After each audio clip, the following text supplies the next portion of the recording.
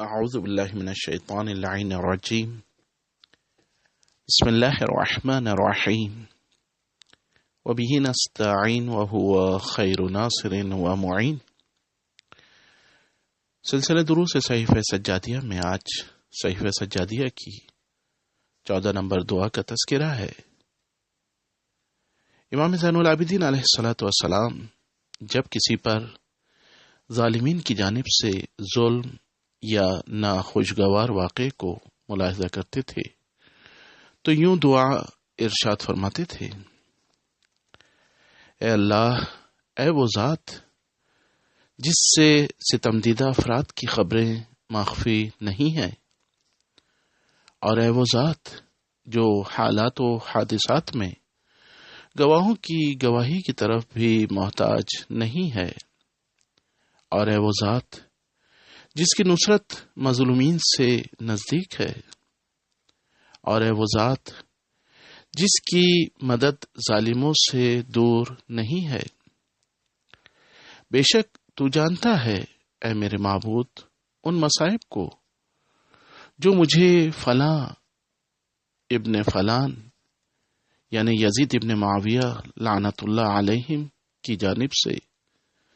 مجھے پہنچے ہیں، جن سے تو نے منع کیا تھا انہیں، لیکن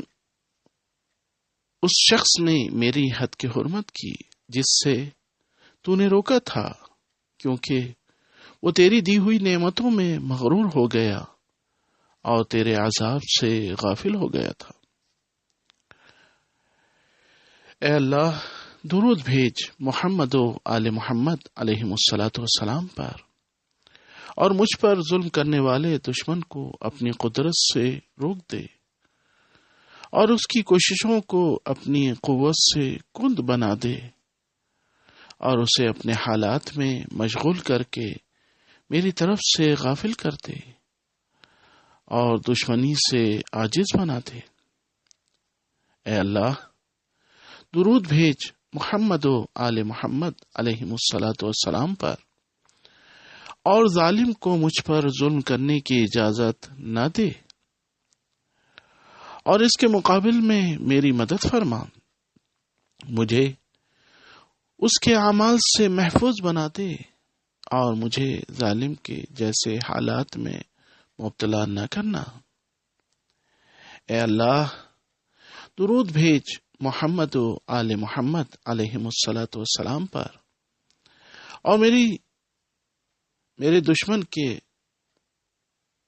خلاف بر وقت میری مدد فرما،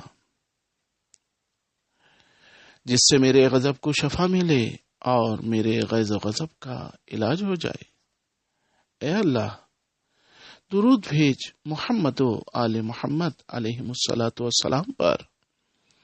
اور مجھے ظالم کے ظلم کے بدلے اپنی معافی عطا فرما،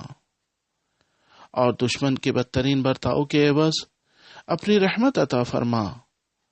کہ تیری ناراضگی کے مقابل میں ہر مصیبت آسان ہے، اور تیری ناراضگی کی صورت میں ہر مصیبت یکساں ہے۔ اے اللہ،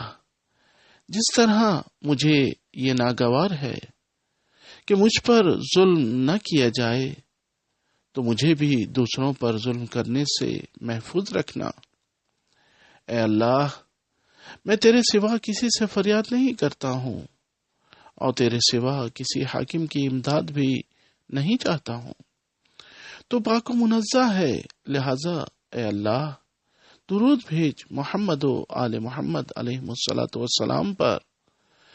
اور میری دعا کو قبولیت سے ملا دے، اور میری فریاد کو تغیر حالات سے متصل کر دے۔ اے اللہ، مجھے اپنے انصاف سے مایوسی کے ذریعے نہ آزمانا، اور نہ دشمن کا امتحان اپنے عذاب سے حفاظت کی بنا پر کرنا، کہ وہ اس طرح ظلم پر مزید اصرار کرے گا اور میرے حق کا محاصرہ کر لے گا، بلکہ اسے اس سزا سے باخبر کر دے جو عنقریب ظالموں کو دینے والا ہے، اور مجھے وہ منظر دکھلا دے جہاں تو مستر لوگوں کی دعا کو قبول کرتا ہے۔ اے اللہ، درود بھیج محمد و آل محمد علیہ الصلوۃ والسلام پر، اور مجھے توفیق دے کہ میں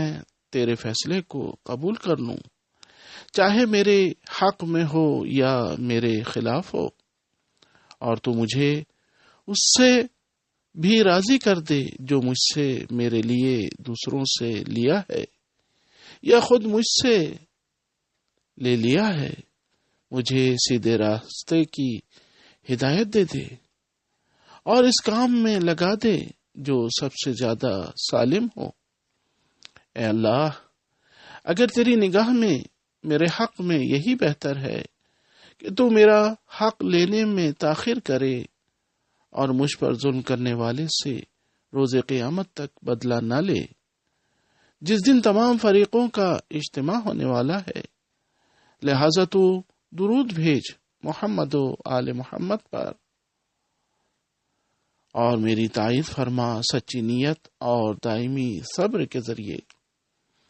اور مجھے بچا غلط رغبت اور اہل حرص کی بے صبری سے، اور میرے دل میں ثواب کی تصویر کھینچ دے جو تو نے میرے لیے ذخیرہ کیا ہے، اور جس سزا کو میرے دشمن کے لیے مہیا کیا ہے، اور اس بات کا سبب قرار دے دے کہ میں تیرے فیصلے پر قناعت کروں اور اس سے مطمئن ہو جاؤں جو تو نے میرے لیے اختیار کیا ہے۔ آمین۔ اے عالمین کے رب، بے شک تو صاحب فضل عظیم ہے اور تو ہر شے پر قادر ہے۔ وآخر دعوانا ان الحمد للہ رب العالمین۔